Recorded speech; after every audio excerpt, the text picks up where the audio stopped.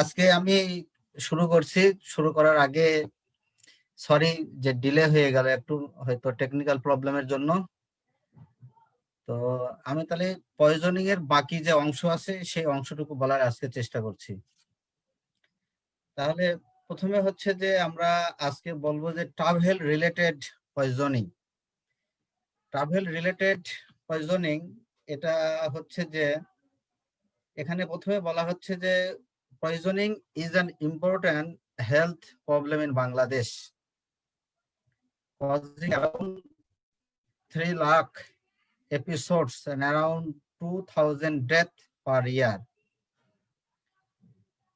এখন যেটা travel related poisoning সাধারণত যেটা হয় হচ্ছে যে সাধারণত ঈদের সময়, পূজার সময়, তারপরে এবার জার্নিতে হয়, যেটা বাসে হয়, ট্রেনে হয়, স্টেশনে হয়।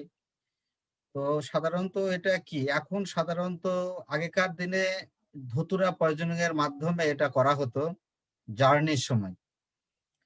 তো এখনকার দিনে হচ্ছে যে সাধারণত বেনজোডায়াজিপাইন, আমরা যেটা ককটেল বলি, হয়তো ডায়াজিপাম, লোরাজিপাম, নাইট্রাজিপাম, এইরকম কয়েকটা ওষুধ একসাথে করে এটা ককটেল করে কোনো ডাব অথবা বিস্কুট অথবা ডিমের মাধ্যমে মানুষকে খাওয়ানো হয়। তো এখানে বলা হচ্ছে যে this poisoning ochre during movement, public transport সাধারণত হচ্ছে যে বেনজোডায়াজিপাইন, যেটা বললাম যে ডায়াজিপাম, লোরাজিপাম, ক্লোনাজিপাম, নাইট্রোজিপাম, এগুলা কয়েকটা একসাথে মিশিয়ে ককটেল হিসাবে এটা হচ্ছে যে খাওয়ানো হয় ফুডের মাধ্যমে। ফুড মানে বলা হচ্ছে যে mode and pattern of induced poisoning, সাধারণত কার মাধ্যমে এই জিনিসগুলো খাওয়ানো হয়। এটা সাধারণত চায়ের সাথে, বিস্কুটের সাথে, ডাব ওয়াটার, ডাবের সাথে, cold drinks, fruit, betel nut, পান, ঝালমুড়ি, সাধারণত এইসব খাবারই স্টেশন গুলাতে পাওয়া যায়, রেল স্টেশন, বাস স্টেশনে এগুলা সাধারণত হয়। তো এখানে বলা হচ্ছে যে মেজরিটি 70% অফ পিপল স্টুপোরাস ডাব ওয়াটার, সফট ড্রিঙ্কস, টি, সাধারণত ডাবের পানি, drinks, soft drinks, coca cola, Pepsi, এগুলা হচ্ছে চায়ের সাথে সাধারণত এগুলা খাইয়ে দেওয়া হয়। আর majority of victim travels through bus, বেশিরভাগই বাসের মাধ্যমে এটা হচ্ছে যে ট্রাভেল করে। এখন clinical features and investigation, clinical feature and ইনভেস্টিগেশনের মধ্যে আছে যে এটা সাধারণত কি সমস্যা তৈরি করে। এটা সাধারণত বললাম যে আগেকার দিনে ধুতুরা হতো, এখনকার দিনে হচ্ছে যে সিডেটিভ পয়জনিং এর মাধ্যমে সাধারণত হয়। তাহলে এটা হলে যদি ধুতুরা হয়, ধুতুরার কিছু সিমটম আছে, যেমন স্কিনটা ড্রাই হয়ে যায়, পিপলটা ডাইলেট হয়ে যায় এবং ভালো হয়ে যায় patient. The majority of victims were unconscious within 30 minutes after ingestion of offered substance and remaining were unconscious within 60 minutes because hypnotics, মানে ড্রাগসের কারণে এটা সাধারণত were absorbed quickly from the gut। তো সাধারণত তাড়াতাড়ি এটা গাটে মানে অ্যাবজর্পশন হয়, অ্যাবজর্পশন হওয়ার ফলে সাধারণত 30 থেকে আধা ঘন্টার মধ্যে এটা মানুষ সাধারণত আনকনসিয়াস হয়ে যায়। তো পেশেন্ট সাধারণত আনকনসিয়াস হওয়ার পরে পেশেন্ট ইউজুয়ালি এটা যখন পেশেন্ট এরা ড্রাউজি অথবা আনকনসিয়াস অথবা স্টুপুরাস হয়ে থাকে, তাহলে সেই ক্ষেত্রে পেশেন্টটাকে সাধারণত পুলিশ অথবা কোনো মানুষ এটা হচ্ছে যে তাকে হসপিটালে এটা পৌঁছায় দেয়। তাহলে পেশেন্টটা হসপিটালে আসার পরে আমরা যদি সিস্টেমিক এক্সামিনেশন যদি করি, সাধারণত এটা নর্মাল, কোনো সমস্যা পাওয়া যায় না, কোনো ফোকাল নিউরোলজিক্যাল সাইন পাওয়া যায় না। তাহলে আমরা সাধারণত কি কি ইনভেস্টিগেশন করি, সাধারণত হচ্ছে যে ট্রান্সপোর্ট পয়জনে সাধারণত complete blood count, renal function test, ECG করে দেখা হয়, বেশিরভাগই রিপোর্ট নরমাল আসে। আমরা কি চিকিৎসা দেই, এটা সাধারণত এই পেশেন্টটাকে ম্যানেজ করা হয় বিজি মেডিসিন অ্যাডমিটিং ইউনিট, যে ইউনিটে ভর্তি সেই ইউনিটে চিকিৎসা দেওয়া হয়। এর সাধারণত কোনো স্পেসিফিক ট্রিটমেন্ট নাই, সাধারণত নিউট্রিশন মেনটেন করা হয় আর একে হচ্ছে যে ফ্লুইড দেওয়া হয়, এবং পেশেন্টকে সাধারণত বেশিরভাগ ক্ষেত্রেই ফ্লুইড দেওয়া হয়, নিউট্রিশন মেনটেন করা হয়, 24 ঘন্টা পরেই পেশেন্ট সাধারণত ভালো হয়ে যায়। এবং অনেক ক্ষেত্রে আমরা পেশেন্টকে সাধারণত স্টমাক ওয়াশ দেওয়া হয়। এখানে বলা হচ্ছে stomach wash which did not reveal any significant gastric aspiration colour, তেমন কিছু পাওয়া যায় না। Patient usually all patient recovered fully, এবং পেশেন্ট যেহেতু বেশিরভাগই 24 ঘন্টার মধ্যেই ভালো হয়ে যায় ফ্লুইড নিউট্রিশন মেনটেন করার পরে। তো এই জন্য এটা বলছে অ্যাবসেন্স অফ মর্টালিটি, সাধারণত মানুষ মারা যায় না। এবং সাসপেক্টেড ইনডিউস পয়জনিং ইজ রিঅ্যাসুরিং আস, মানে যেহেতু মানুষ মারা যায় না সেই জন্য এটা মানে খুব বেশি চিন্তার বিষয় না, তবে তো জিনিসটা এটা খারাপই। তাহলে সাধারণত যেটা রাস্তাঘাটে সাধারণত আমরা যেটা বললাম যে বেনজোডায়াজিপাইন, আগেকার দিনে ধুতুরে, এখনকার দিনে বেনজোডায়াজিপাইন, এটা ককটেল হিসেবে খাইয়ে দেওয়া হয়। বাস স্টেশনে, রেল স্টেশনে, বাসের মধ্যে পেশেন্ট সাধারণত ড্রাউজি বা আনকনসিয়াস হয়ে যায়, তারপরে পেশেন্টটাকে এটা হসপিটালে সাধারণত পুলিশ বা সাধারণত কোনো জনদরদি মানুষ এটা হাসপাতালে নিয়ে আসে। আসার পরে সাধারণত আমরা ফ্লুইড এবং নিউট্রিশন মেনটেন করলেই বেশিরভাগ ক্ষেত্রে 24 ঘন্টার মধ্যেই বেশিরভাগ পেশেন্ট ভালো হয়ে যায়। এটা হচ্ছে যে সাধারণত রোডে যে পয়জনিং গুলা সাধারণত যেটা হয় আর কি, ট্রান্সপোর্ট রিলেটেড পয়জনিং যেটা। এরপরে আমরা আসি যে করোসিভ পয়জন। করোসিভ পয়জন মানে হচ্ছে, করোসিভের মধ্যে দুটা জিনিস আছে, একটা অ্যাসিড, একটা হচ্ছে অ্যালকালি। তাহলে অ্যাসিড সাধারণত হারপিক পয়জনিং না ওয়ার্ডে রুগী আসে। হারপিক মানে 10% হাইড্রোক্লোরিক অ্যাসিড যেটা পয়জনিং হয় সেটাই হচ্ছে হারপিক। হারপিকের composition 10% hydrochloric acid. Harpic poisoning এবং অ্যাসিড পয়জনিং প্রায় একই জিনিস, ম্যানেজমেন্ট একই। তাহলে করোসিভ পয়জন মানে দুটা জিনিস, একটা হচ্ছে অ্যাসিড, একটা হচ্ছে অ্যালকালি। আর যদি হারপিক পয়জনিং যদি পরীক্ষাতে যদি আসে তাহলে আমাদের অ্যাসিড পয়জনিং লিখলেই হবে, কারণ 10% হাইড্রোক্লোরিক অ্যাসিডই হারপিকের কম্পোজিশন, ম্যানেজমেন্ট একই। তো অ্যাসিড সাধারণত কি কাজে ব্যবহার করা হয়, এখানে বলা হচ্ছে many acid are used in various household product. সাধারণত toilet, bowel clear, metal cleaning এগুলাতে ব্যবহার করা হয়। কি কি অ্যাসিড, কিছু অ্যাসিডের নাম এখানে বলেছি, যেমন sulphuric acid, nitric acid, hydrochloric acid, oxalic acid, acetic acid, আরো বিভিন্ন অ্যাসিড পয়জনিং হয়। তাহলে অ্যাসিডটা কিভাবে আমাদের পয়জনিং তৈরি করে? অ্যাসিড যখন স্কিনের কন্টাক্টে আসবে, সাধারণত হচ্ছে যে যদি স্কিনে যদি কেউ অ্যাসিড মারে, বাংলাদেশে অ্যাসিড থ্রোয়িং, যে সাধারণত কেউ কোনো অপরাধ করে সাধারণত অ্যাসিড থ্রোয়িং এর মাধ্যমে।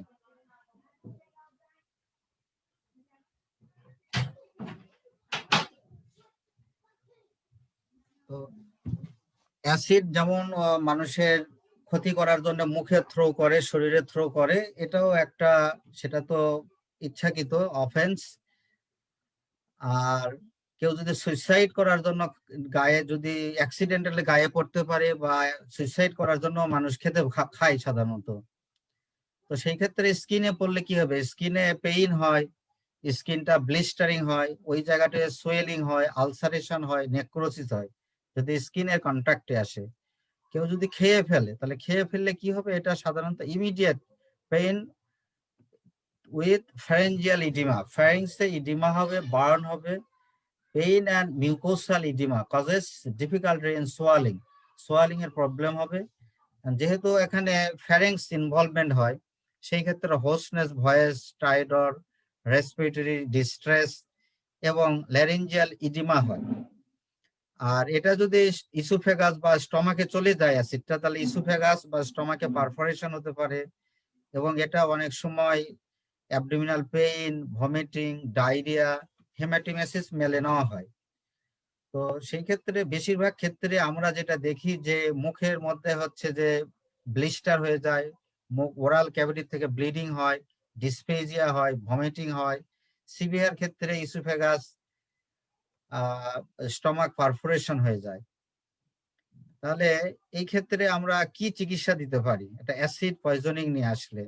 তাহলে অ্যাসিড পয়জনিং নিয়ে আসলে কিছু কন্ট্রাইন্ডিকেশন আছে। যেমন ম্যানেজমেন্ট এন্ড ট্রিটমেন্টে বলা হচ্ছে যে emesis should not be induced, মানে বমি করানো যাবে না, it is contraindicated. attempt to gastric lavage is contraindicated, gastric lavage দেওয়া যাবে না, যেহেতু পারফোরেশন হয়ে যেতে পারে। তারপরে এটাকে কোনো ডাইলুশন করা যাবে না, নিউট্রিলাইজেশন করা যাবে না, এটাও কন্ট্রাইন্ডিকেটেড। স্টেরয়েড কোনো ইফেক্ট বহন করে না। এবং বলা হচ্ছে যে early endoscopy as soon as possible, endoscopy করে দেখতে হবে আর কি। আর হচ্ছে যে আর এটা আমরা হচ্ছে যে পেশেন্টটাকে কি চিকিৎসা দিতে পারি, তাহলে পেশেন্টটাকে হচ্ছে যে মরফিন,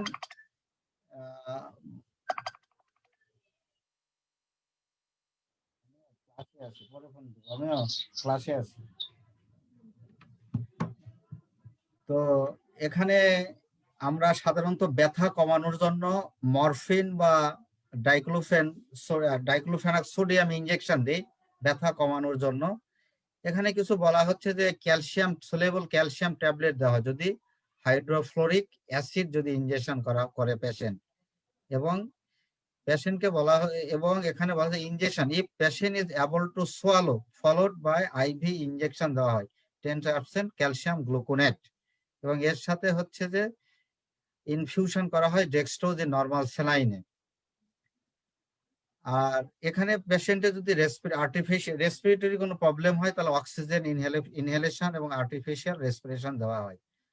এবং পেশেন্ট যেটা হচ্ছে যে এক্সটার্নাল যেগুলো বার্ন হয় স্কিন অথবা আই, তাহলে সেই ক্ষেত্রে আমরা জানি যে কোনো পয়জন অথবা অ্যাসিড স্কিন এবং আয়ে আসলে পারে আমরা ওয়াটার অথবা নরমাল স্যালাইন দিয়ে 10 থেকে 30 মিনিট আমরা হচ্ছে যে এটা ওয়াশ করব। এবং অনেক সময় আমরা ইউজ করি যে অয়েন্টমেন্ট সিলভার সালফার ডায়াজিন। যদি অনেক সময় দেখা যাচ্ছে গ্লটিসে ইডিমা হয় তাহলে সেই ক্ষেত্রে টাকুওস্টমি করা হয়, এবং পরবর্তীতে যদি এটা ইসোফেজিয়াল স্ট্রিকচার অথবা গ্যাস্ট্রিক আউটলেট অবস্ট্রাকশন হয় সেই ক্ষেত্রে আমরা সার্জিক্যাল অপারেশন করা হয়। আর যদি ম্যানেজমেন্ট হয় সেই ক্ষেত্রে ম্যানেজমেন্ট আমরা কমপ্লিকেশনের ম্যানেজমেন্ট করা হয়। তাহলে একটা অ্যাসিড মানুষ হচ্ছে যে স্কিন অথবা আই কন্ট্যাক্টে আসতে পারে, আর একটা হচ্ছে যে থ্রু ইনজেকশনের মাধ্যমে এটা হইতে পারে। তাহলে স্কিনে হলে স্কিনে ব্লিস্টার হয়, ওখান থেকে ব্লিডিং হতে পারে, স্কারিং হয়। যদি ওরাল ইনজেকশন করে সেই ক্ষেত্রে oral ulcer, haematemesis, melaena, oesophagus, stomach perforation হয়ে যায়। পরবর্তীতে আমরা চিকিৎসা কি দেব? চিকিৎসা তাহলে আমরা বলেছি এখানে যে এখানে তাকে এমিসিস করানো যাবে না, বমি করানো যাবে না, তাকে গ্যাস্ট্রিক লাভেজ দেওয়া যাবে না, এবং এর পরবর্তীতে পেইন কমানোর জন্য তাকে আমরা মরফিন অথবা সোডিয়াম ডাইক্লোফেনাক ইনজেকশন দেওয়া হয়। এবং যদি স্কিন এবং আয়ের কন্ট্যাক্টে আসে সেই ক্ষেত্রে এখানে নরমাল স্যালাইন অথবা পানি দিয়ে এটা ওয়াশ করা হয়। আর এই ক্ষেত্রে যদি কোনো কমপ্লিকেশন হয়, এপিগ্লটিসে যদি ইডিমা হয় তাহলে ট্রাকিওস্টমি করা হয়।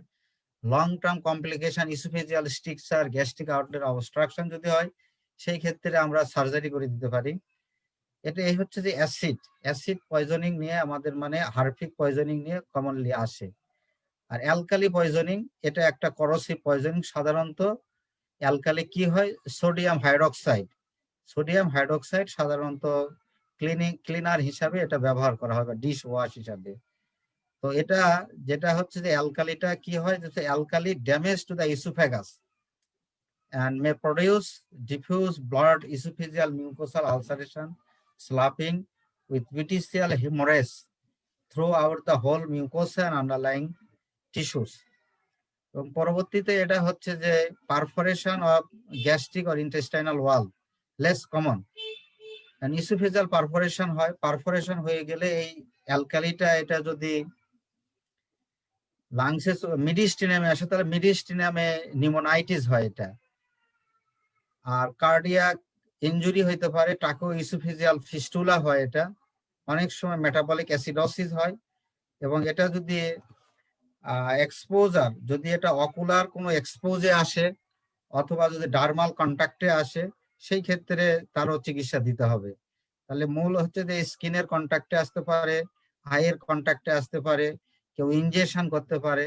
সেই ক্ষেত্রে হচ্ছে যে ইসোফেগাস, স্টমাক, এখানে আলসারেশন হয়, পারফোরেশন হয়, ব্লিডিং হতে পারে, এবং অনেক সময় পারফোরেশন হয়ে যদি মিডিস্টিনামে যায় মিডিস্টিনাইটিস হতে পারে।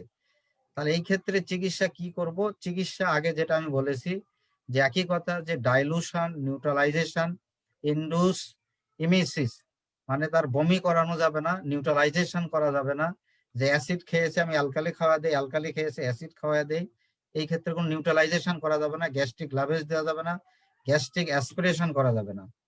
আর আই এবং স্কিনের যদি কন্ট্যাক্টে আসে সেই ক্ষেত্রে আমরা হচ্ছে যে নর্মাল স্যালাইন অথবা ওয়াটার দিয়ে এটা 20 মিনিট ধরে ওয়াশ করব। আর এবং এখানে বলছে ইমালসান, অনেকে হচ্ছে যে ডিম খাওয়ায় দেয়, ডিমের সাদা অংশ, কেউ কোল্ড মিল্ক খাওয়ায় দেয়, এইসব খাওয়ানোর দরকার নেই, কন্ট্রা ইন্ডিকেটেড। এবং পেশেন্টের এয়ারওয়ে যেটা আছে, এয়ারওয়ে ক্লিয়ার করতে হবে এবং সাপোর্ট দিতে হবে অক্সিজেন ইনহেলেশন এবং আর্টিফিশিয়াল রেসপিরেশন। যদি প্রয়োজন পড়ে তাকে আইসিইউ নিতে হবে। এর সাথে পেশেন্টের আইভি ফ্লুইড, নিউট্রিশন, ইলেকট্রোলাইট এটা মেনটেন করতে হবে। তো অ্যালকালি সাধারণত কোনো স্পেসিফিক অ্যান্টিডোট নাই, অ্যাসিডেরও কোনো সাধারণত অ্যান্টিডোট নাই। এবং সার্জিক্যাল টিনপেট যদি ইসোফেজিয়াল ইনজুরি হয় সেক্ষেত্রে অনেক সময় সার্জারি করা হয়। তাহলে অ্যানালজেসিক হিসাবে তখন যেটা বলেছি যে ডাইক্লোফেনাক সোডিয়াম অথবা মরফিন ইনজেকশন দেওয়া হয়, যেহেতু তীব্র ব্যথা হয়, এতে ব্যথা কমানোর জন্য। এবং diagnostic endoscopy should be perform 12 to 20, সাধারণত একদিনের মধ্যে এন্ডোস্কোপি সম্ভব হলে করে দেখতে হয়। এবং কর্টিকোস্টেরয়েডের এখানে কোনো রোল নাই। তাহলে অ্যাসিড এবং অ্যালকালি ম্যানেজমেন্ট কাছাকাছি, একই জিনিস বলেছে দুই জায়গায়, যে এখানে বমি করানো যাবে না, গ্যাস্ট্রিক ল্যাভেজ দেওয়া যাবে না, অ্যাসপিরেশন করা যাবে না, কোনো কিছু খাওয়ানো যাবে না। ব্যথা কমানোর জন্য মরফিন অথবা ডাইক্লোফেনাক সোডিয়াম ইনজেকশন দিয়ে ব্যথা কমাতে হবে। এবং যদি আর্টিফিশিয়াল কোনো যদি সাপোর্ট লাগে রেসপিরেশন, তাহলে অক্সিজেন ইনহেলেশন, আইসিইউ পাঠানো লাগতে পারে, আইসিইউ সাপোর্ট লাগতে পারে আর্টিফিশিয়াল ভেন্টিলেশনের জন্য। আর এন্ডোস্কোপি করা দেখতে হয়, যদি কোনো সার্জারি প্রয়োজন পড়ে সার্জারি করা হয়। এবং লং টার্ম স্ট্রিকচার, মানে যেটা আমরা জটিল বিষয় হচ্ছে যে হোল লেন্থ স্ট্রিকচার হয়ে যায়। কেউ যে অ্যাসিড অ্যালকালি যদি প্রয়োজনীয় হয়, পুরো ইসোফেগাসটাই হচ্ছে যে স্ট্রিকচার হয়ে যায়, তাহলে একটা মানুষের পুরা ইসোফেগাস চেঞ্জ করা বা সার্জারি করা ভেরি ডিফিকাল্ট। পেশেন্টের সারা জীবন একটা সাফারিংস হয়, পেশেন্ট খেতে পারে না, বমি করে, কষ্টে থাকে, ওয়েট লস হয়, লং টার্ম জটিলতা তৈরি হয়, মানে হোল লেন্থ ইসোফেগাসটা স্ট্রিকচার হয়ে যায়, এটাই হচ্ছে জটিল বিষয়। এখন আমরা আসছি যে কেরোসিন পয়জনিং। তাহলে কেরোসিন পয়জনিং এ এখানে বলা হচ্ছে যে কেরোসিন পয়জনিং সাধারণত চাইল্ডহুড ওয়ার্ডে হয়। 1 থেকে 5 বছর বয়সের বাচ্চারা সাধারণত হচ্ছে এই কেরোসিন ইনসিডেন্টালি খেয়ে থাকে, অ্যাক্সিডেন্টালি খেয়ে থাকে। সাধারণত ফ্যাটাল ডোজ, যদি 30 ml কেউ কেরোসিন খেয়ে ফেলে তাহলে পরে এটা ফ্যাটাল ডোজ আমরা বলি, তাহলে সাইন সিমটম ডেভেলপ করবে। তাহলে কেরোসিন সাধারণত বাড়িতে মিনারেল ওয়াটার বোতলে, ফ্রুট এবং সোডা বোতলে সাধারণত থাকে। তো অ্যাক্সিডেন্টালি 1 থেকে 5 বছর বয়সের বাচ্চারা খেয়ে ফেলায়। তাহলে 30 ml বা তার বেশি খেলে এটা ফ্যাটাল ডোজ হয়। চিকিৎসা এবং এই কেরোসিন পয়জনিং বেশিরভাগ পেডিয়াট্রিক্স ওয়ার্ডে আমরা হচ্ছে যে পেয়ে থাকি। তাহলে এটা ডায়াগনোসিস কিভাবে করা হয়? ডায়াগনোসিস করা হয় যে কেরোসিন খেয়েছে, সেটা ইনজেকশনের হিস্ট্রি থাকে। আর কেরোসিনের যে একটা স্মেল থাকে সেটা হচ্ছে শরীরে এবং মুখে পাওয়া যায়। পেশেন্টের জ্বর থাকে। যদি রেসপিরেটরি সিস্টেম সাধারণত হচ্ছে কফ, শর্টনেস অফ ব্রেথ, সায়ানোসিস হয়। এবং যদি এটা জিআইটি সিস্টেমে নশিয়া, ভমিটিং, অ্যাবডোমিনাল পেইন হয়। এবং সিএনএস সিস্টেমে সাধারণত কনভালশন, কমা হয়। তাহলে আমরা ডায়াগনোসিস আমরা এইভাবে করতে পারি যে একটা হচ্ছে যে কেরোসিন ইনজেকশনের হিস্ট্রি থাকে। সাধারণত কেরোসিন মুখে অথবা শরীরে গন্ধ পাওয়া যায়, ব্রেথ পাওয়া যায়। রেসপিরেটরি সিস্টেমে কফ, শর্টনেস অফ ব্রেথ, সিএনএস সিস্টেমে তার কনভালশন কমা, জিআইটিতে অ্যানোরক্সিয়া, নসিয়া, ডায়রিয়া এগুলা হয়। তাহলে ইনভেস্টিগেশন আমরা কি করতে পারি? আমরা সিবিসি করতে পারি, আর চেস্ট এক্সরে করলে নিউমোনাইটিস আমরা দেখতে পারি। আর আমরা পালস অক্সিমেট্রিতে সাধারণত অক্সিজেন স্যাচুরেশন দেখি। তাহলে এই পেশেন্টের আমরা কি চিকিৎসা দিতে পারি? এরা কেরোসিন পয়জনিং এর পেশেন্ট যদি পেডিয়াট্রিক্স ওয়ার্ডে আসে, আমরা কি করতে পারি? বলছে যে all patient should be hospitalized for at least 24 hours irrespective of severity. যদি অ্যাসিমটোমেটিক পেশেন্ট হয় তাহলে 24 ঘন্টা পরে এটা ডিসচার্জ দেওয়া হয় যদি সিমটম না থাকে। সিমটোমেটিক পেশেন্টকে এটা এক্সামিনেশন করা হয়, 24 আওয়ার অবজারভেশনে রাখা হয় এবং রাখার পরে সাধারণত এই চিকিৎসাগুলো দেওয়া হয়। এটা সাধারণত ভেন্টিলেটরি স্ট্যাটাস দেখা হয়। তাহলে অক্সিজেন, আমরা যদি অক্সিজেন প্রয়োজন পড়ে, যদি পেশেন্টের যদি স্যাচুরেশন কম থাকে তাহলে সেই ক্ষেত্রে আমরা অক্সিজেন দেব। যদি রেসপিরেটরি ফেইলরে যায় তাহলে আমরা ভেন্টিলেটরি সাপোর্ট দেব আইসিইউ এ। এবং স্কিনে এক্সপোজড হলে সাধারণত স্কিন ওয়াশ করে দেওয়া হয় কপিয়াস অ্যামাউন্ট অফ ওয়াটার দ্বারা। অ্যান্টিবায়োটিক সাধারণত দরকার পড়ে না। The routine use of antibiotic is not recommended. The occurrence of second infection of affected lung can usually be readily detected. Reappearance of fever 3rd to 5th day after injection. সেই ক্ষেত্রে আমরা antibiotic দেই, nutritional support দেই এবং অনেক সময় এগুলোর কোনো রোল নাই, যে corticosteroid, activated charcoal, mineral oil, olive oil, এগুলোর কোনো রোল নাই। তাহলে আমরা সাধারণত কি করি, সাধারণত অ্যাসিমটোমেটিক হলে 24 ঘন্টা অবজার্ভ করে ছেড়ে দেই। যদি 24 ঘন্টার সিমটোমেটিক হয় 24 ঘন্টার পরে সাধারণত অক্সিজেন লাগলে আমরা অক্সিজেন দেই। যদি প্রয়োজন পড়ে রেসপিরেটরি ফেইলিওর হয় সেই ক্ষেত্রে আমরা আইসিইউ এ ভেন্টিলেটরি সাপোর্ট দেই। স্কিনে যদি হয় আমরা স্কোপিয়াস ওয়াটার দেয়া ওয়াশ করে দেই। অ্যান্টিবায়োটিকের সাধারণত রোল নাই। যদি নিউমোনিয়া ডেভেলপ করে সেই ক্ষেত্রে অ্যান্টিবায়োটিক দেওয়া হয়, নিউট্রিশনাল সাপোর্ট দেওয়া হয়, স্টেরয়েডের কোনো রোল নাই। তাহলে মোড অফ ডেথ কি? সাধারণত কেরোসিন পয়জনিং এ রেসপিরেটরি ফেইলিওর হয়ে মারা যায়, রেয়ারলি ভেন্টিকুলার অ্যারিথমিয়া। তাহলে রেসপিরেটরি ফেইলিওরেই মারা যায় কেরোসিন পয়জনিং বেশিরভাগ। তাহলে এই হচ্ছে যে বাচ্চাদের সাধারণত 1 থেকে 5 বছর বয়সে বাচ্চাদের কেরোসিন পয়জনিং হয় অ্যাক্সিডেন্টাল, এবং পেডিয়াট্রিক ওয়ার্ডে এগুলা রোগী পাওয়া যায়। এবং তার সাইন সিমটম আমরা তার ইনজেকশন, কেরোসিন ইনজেকশনের একটা হিস্ট্রি থাকে, তারপরে এটা ব্রেথ গন্ধ পাওয়া যায়, তারপরে কিছু respiratory sign symptom, GIT sign symptom এবং সিএনএস কিছু সিমটম পাওয়া যায়। তারপরে পেশেন্টকে আমরা হসপিটালে ভর্তি করে আমরা সাধারণত 24 ঘন্টা অবজার্ভ করি। অ্যাসিমটোমেটিক থাকলে চিকিৎসার দরকার নেই। 24 ঘন্টার বেশি যদি সিমটম থাকে 24 ঘন্টার পরে সেই ক্ষেত্রে আমরা রেসপিরেটরি সাপোর্ট, নিউট্রিশন এগুলো আমরা মেনটেন করি এবং যদি প্রয়োজন পড়ে তাকে ভেন্টিলেটরি সাপোর্ট দেওয়া হয়। মোড অফ ডেথ সাধারণত respiratory failure. Puffer fish poisoning. Puffer fish poisoning বলা হচ্ছে যে এরপরে যে puffer fish poisoning in our country though uncommon is not rare, uncommon কিন্তু not rare. বাংলাদেশে বলা হচ্ছে যে Bangladesh sporadic report of this poisoning since long term. সাধারণত হচ্ছে যে এটা রিপোর্ট আছে, এটা কি টক্সিন তৈরি করে? পাফার ফিশ বলছে টেট্রাডোটক্সিন নামে একটা পয়জন তৈরি করে যেটা নিউরোটক্সিন। এটা কি করে? Prevent ionic permeability of sodium in the টিস্যুতে সোডিয়াম পারমেবিলিটি হতে দেয় না। এর ফলে সাধারণত প্রডিউস হাইপোটেনশন, রেসপিরেটরি প্যারালাইসিস। এখানে পাফার ফিশের একটা ছবি দেওয়া হয়েছে, এই ছবিটা। এটা কি সাইন সিমটম প্রডিউস করে পাফার ফিশ পয়জনিং যদি হয়?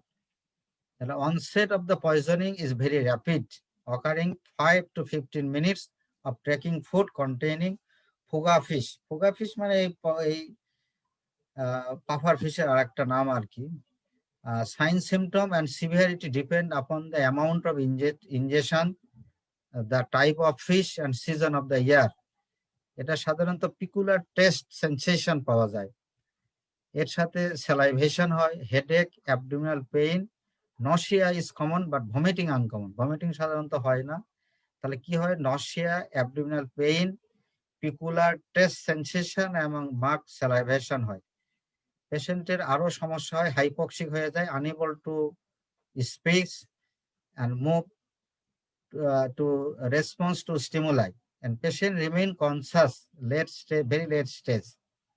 And cardiac manifestation এর মধ্যে পেশেন্টের সাধারণত হাইপোটেনশন এবং হার্ট রেট কমে যায় এবং অ্যারিথমিয়া, অ্যাসিস্টল পর্যন্ত হয়। আর এই ক্ষেত্রে আমরা কি চিকিৎসা দিতে পারি এই পাফার ফিশ পয়জনিং এর? বলা হচ্ছে যে চিকিৎসা there is no specific antidote for tetrodotoxin, কোনো স্পেসিফিক অ্যান্টিডট নাই, so there is no definite treatment. Patient symptomatic and supportive treatment দেওয়া হয়।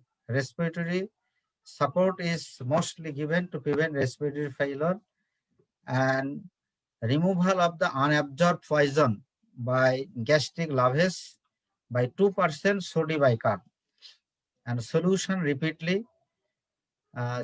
repeatedly if presented within 1 hour. তাহলে এটা হচ্ছে যে গ্যাস্ট্রিক লাভেজ দেওয়া হয় 2% সোডিয়াম বাইকার্ব দিয়ে। Activated charcoal may be absorb rest of the poison of the stomach.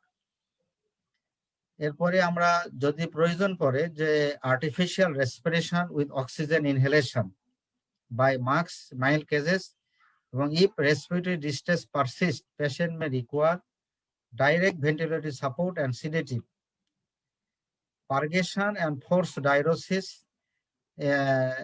to lessen absorbed poison is not recommended. Purgation মানে তাকে পার্গেশন এবং ফোর্স ডাইউরেসিস এটা করা যাবে না, এবং পেশেন্টকে আইভি ইনফিউশন দিতে হবে of DNS and other electrolyte, maintain body nutrition, electrolyte balance, also prevent hypotension.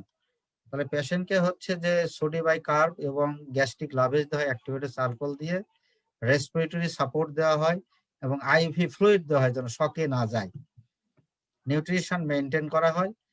আমরা এখানে বলছে neostigmine can dramatically restore transmission if large proportion of the receptor are blocked. The majority acetylcholine molecules normally be encountered and destroyed by acetylcholinesterase molecule before reaching the vagal receptor. The inhibiting acetylcholinesterase will this increase the number of acetyl molecules that will find their way to vagal receptor. তাহলে সেই ক্ষেত্রে নিওস্টিগমিন এখানে দেওয়া হয় dramatically restore transmission. আর তাহলে নিওস্টিগমিনের একটা dose এখানে বলা হয়েছে যে injection of নিওস্টিগমিন 0.05 ml per kg body weight along with atropine 0.025 ml per kg body weight 6 hourly for 1 day. Steroid for life-saving measure although contraindication persist. তো এটা গেল হচ্ছে যে পাফার ফিশ পয়জনিং। তাহলে পাফার ফিশ পয়জনিং হলে সাধারণত এর কোনো অ্যান্টিডট নাই, কিন্তু এখানে গ্যাস্ট্রিক লাভেজ এবং সোডিয়াম বাইকার্ব দেওয়া, স্টমাক ওয়াশ দেওয়া হয়, আইভি ফ্লুইড দেওয়া হয়, তারপরে নিউট্রিশন মেনটেন করা হয় এবং আর্টিফিশিয়াল সাপোর্ট লাগে রেসপিরেটরি সাপোর্ট দেওয়া হয় এবং লাস্টে নিওস্টিগমিন ব্যবহার করা হয় অনেক ক্ষেত্রে।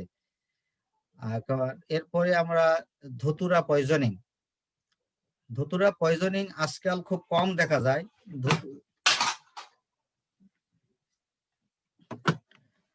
ধুতুরা পয়জনিং আজকাল খুব কম হয়, এটা আগেকার দিনে খুব কমনলি রাস্তাঘাটে অথবা মানুষে সুইসাইডাল পয়জনিং হিসাবে ব্যবহার করতো, কিন্তু আজকাল সাধারণত হয় না। তো বলা হচ্ছে all parts of the plants are poisonous but fruits and seeds are more toxic. তো এখানে দেখানো হচ্ছে যে এটা একটা ফুল এবং ফল দেখানো হচ্ছে ধুতুরা এই ছবিতে। ধুতুরার ফুল, এটা হচ্ছে যে ধুতুরার ফল। তো এখানে বলা হচ্ছে যে mechanism of action of dhatura, the alkaloid block the acetylcholine by completely antagonism and thus produce sympathomimetic and parasympatholytic action. তাহলে এই কাজগুলা করে, সিম্প্যাথোমাইমেটিক অ্যাকশন করে আর কি।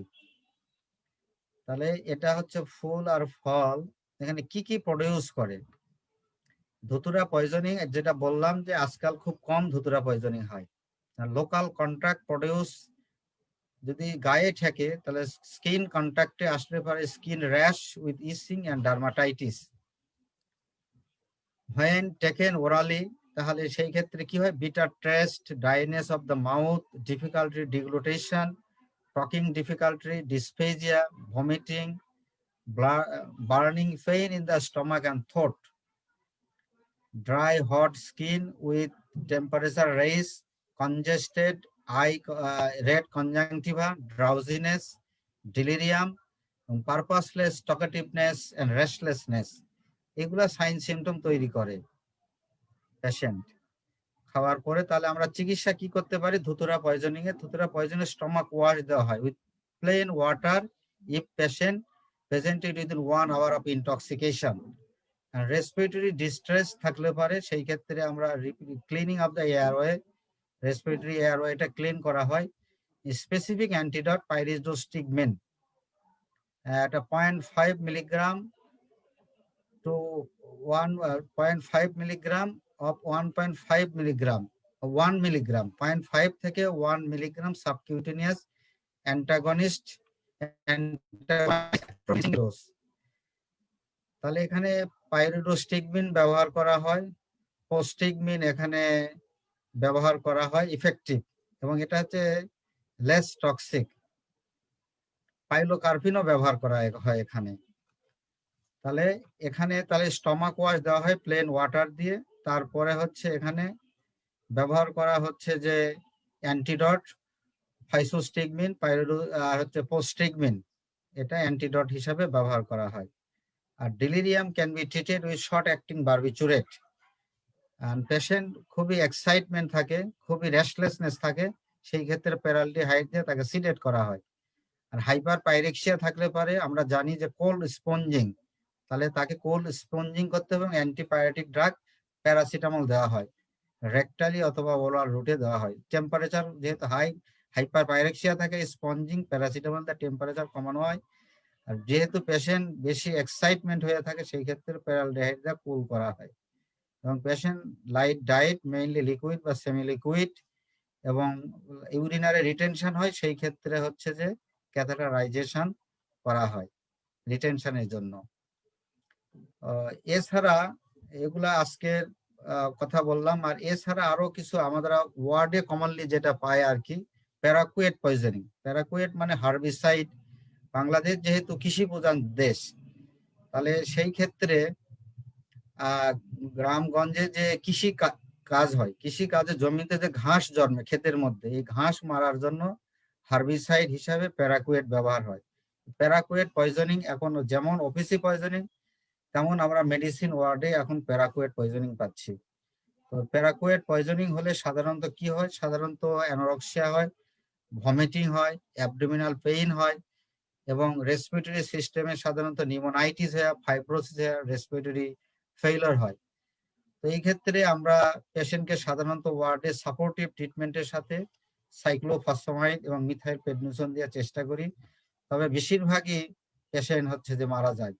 এবং এই প্যারাকুয়েট পয়জনিং ইউরোপে ব্যান করে দিয়েছে, বাংলাদেশে এখনো পাওয়া যাচ্ছে। তো এই মোটামুটি পয়জনিং সম্পর্কে বললাম, এবং আজকে শুরু করতে দেরি হয়েছে। এবং কারো কোনো প্রশ্ন থাকলে তোমরা করতে পারো আর কি।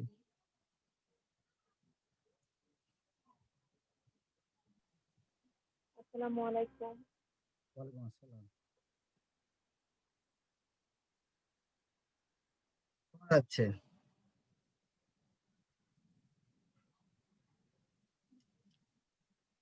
শুনতে পাচ্ছেন?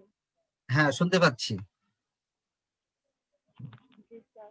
তো যদি কারো কেরোসিন পয়জনিং হয়ে থাকে সেক্ষেত্রে মানে একটা বাচ্চা কমপ্লিকেশন হিসেবে কি কি নিয়ে আসতে পারে, বা পরে হসপিটালে থাকলে কি কি কমপ্লিকেশন হতে পারে?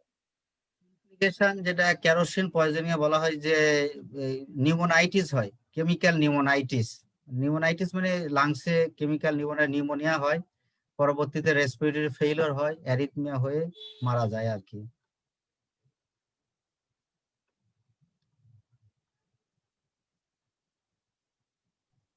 তো সেক্ষেত্রে কি অ্যাসিডোসিস ডেভেলপ করতে পারে? অ্যাসিডোসিস কি বললো? সেই তো ক্ষেত্রে বললাম যে সেক্ষেত্রে কি অ্যাসিডোসিস ডেভেলপ করতে পারে কিনা? রেসপিরেটরি ফেইলিওর হয়, রেসপিরেটরি ফেইলিওর হইলে পারে অ্যাসিডোসিস ডেভেলপ করতে পারে। এই ক্ষেত্রে পেশেন্টকে আইসিইউ মানে ভেন্টিলেটরি সাপোর্ট দেওয়া লাগতে পারে। হ্যাঁ, ডেভেলপ করতে পারে।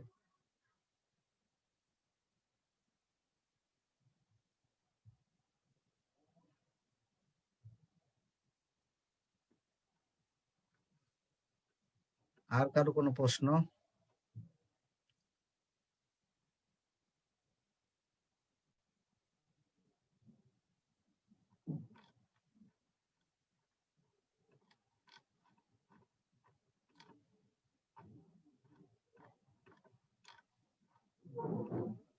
তো কারো যদি ধাতুরা পয়জনিং হয়ে থাকে সেক্ষেত্রে আমরা হচ্ছে যে মানে কিসের সাথে ডিফারেন্সিয়াল ডায়াগনোসিস রাখতে পারি?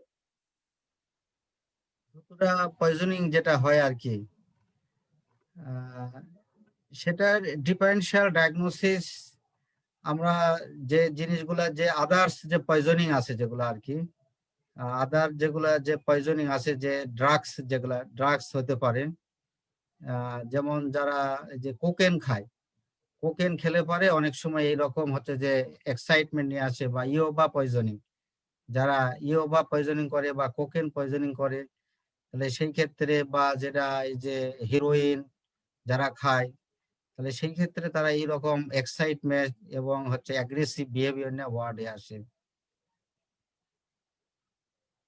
আর ধুতুরা পয়জনিং এর কিছু স্পেসিফিক ফিচার থাকে, সেগুলা দেখে হচ্ছে যে আমরা ডিফারেন্সিয়েট করতে পারি। যেমন এখানে 10টা ডির কথা বলা হয়েছে, যে পিপল ডাইলেট থাকে, তারপর স্কিন ডাই হট থাকে, হাইপার পাইরেক্সিয়া থাকে, এক্সাইটমেন্ট থাকে, টকেটিভনেস থাকে, রেস্টলেসনেস থাকে। ওই ক্ষেত্রেও হইতে পারে, কিন্তু এগুলো হচ্ছে স্পেসিফিক। আর ধুতুরা পয়জনিং ভেরি রেয়ার। এখন আর সুইসাইড বা স্টুপিফাইং রাস্তাঘাটে এগুলো এখন কম হয়, এবং ধুতুরা এখন পরীক্ষায় কম জিজ্ঞাসাও করা হয়, বা রিটেনেও কম আসে আর কি। এই।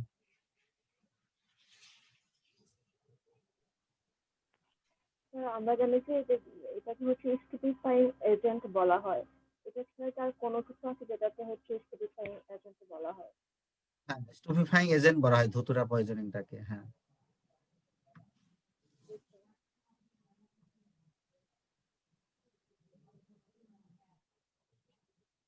আর কারো কোনো প্রশ্ন?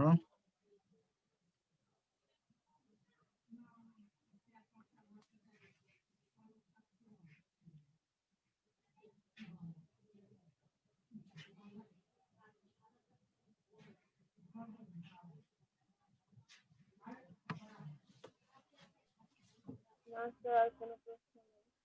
আচ্ছা, ঠিক আছে তাহলে।